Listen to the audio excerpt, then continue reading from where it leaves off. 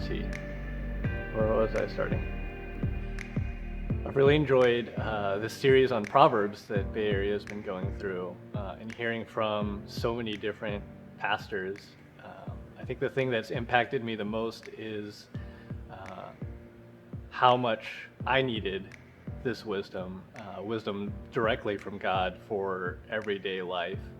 I think the tendency is that we start to just gather information. We just look for more research. We look for anything we think will help us find an answer. And I think this series has really brought into my mind the difference between gathering of information and real wisdom.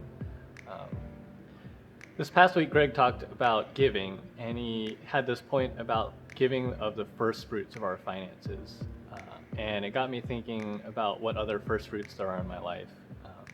For me, I'd kind of figured out what my first fruits are with a sermon that Brian gave a few weeks ago, and he referenced Proverbs 30, verses 7 through 9. It says, "Two things I ask of you, deny them not to me before I die. Remove far from me falsehood and lying. Give me neither poverty nor riches. Feed me with the food that is needful for me, lest I be full and deny you and say, 'Who is the Lord?' Or lest I be poor and steal and profane the name of my God."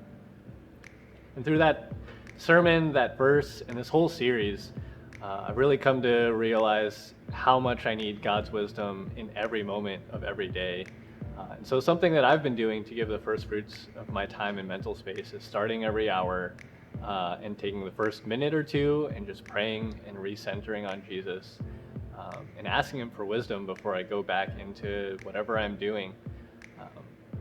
With everything going on in the world, it's become so much more apparent that I need God's wisdom, not just in the morning, not just at the beginning of my week, but really every hour of every day. And this series in Proverbs has helped me realize not only that I need that, but how to go about doing that. Did you get that? Is it recording? We done? We're done, we're good. That's I think